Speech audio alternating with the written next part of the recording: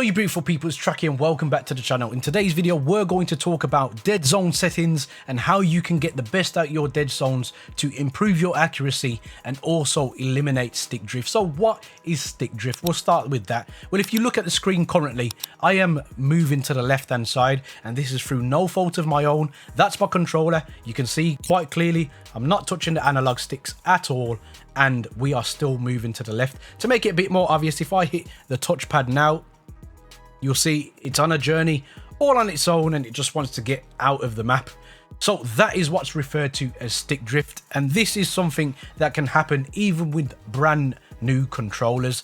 And when you don't have a dead zone setting, there's not much you can really do about it, but try and clean your analog sticks or buy a new controller. But even then, there's no guarantee that this will be eliminated. So how can we eliminate this?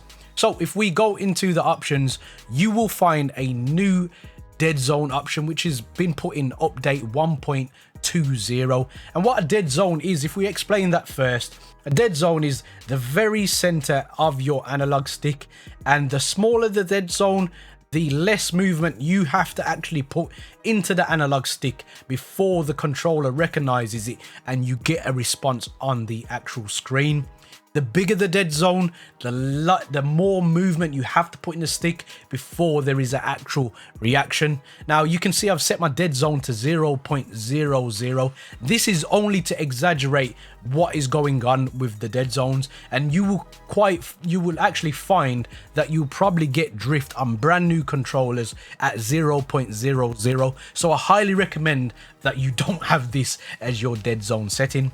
So to remedy the stick drift, if you go up in increments of 1 and give your stick a wobble from the right to the left a few times and see if your stick's still drifting, and every time you go up, just double check if it's still just drifting or not, and if it's not, that's your setting that you need to eliminate your stick drift. However, we're going to utilize the dead zone for a little more than just stick drift. As you can see, I've got a horizontal and a vertical stick sensitivity of 8. I've also got an ADS multiplier sensitivity of 0.78 on both my low and high zoom.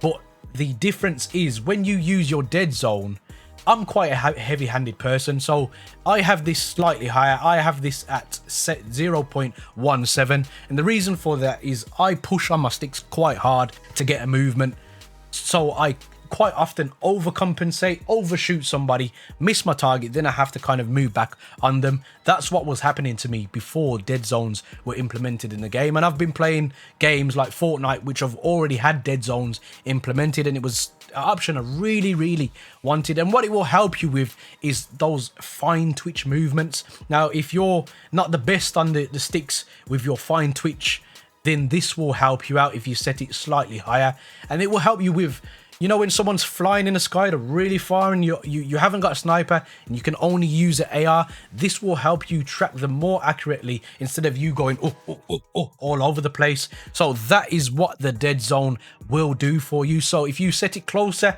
to the 0.40, it's going to take a lot more movement from you in your sticks. I'll actually show you. That's the best way I can do it. It'll actually take a lot more. You can see I'm having to move this quite a lot to get any response from it, but if I pull it back down to 0.0, I should get an instant response along with some stick drift. As you can see, I'm barely moving that now and we're getting movement from it, and that is what a dead zone will do for you. So it would highly improve your accuracy, and it's like the cherry on top of the cake in terms of precision. It's definitely going to improve your game. Have a play with it. Go into a training mode like me and just get used to aiming down sights. And if you've got recording footage like I have, then utilize it, slow down your footage, and you'll be able to see whether you're overshooting somebody or you're undercompensating and you're not quite getting to where your target is. Guys, there are many buttons you could hit, but a like and subscribe button, I hope they tickle your fancy. And as always guys, don't forget to stay on the right track. Peace.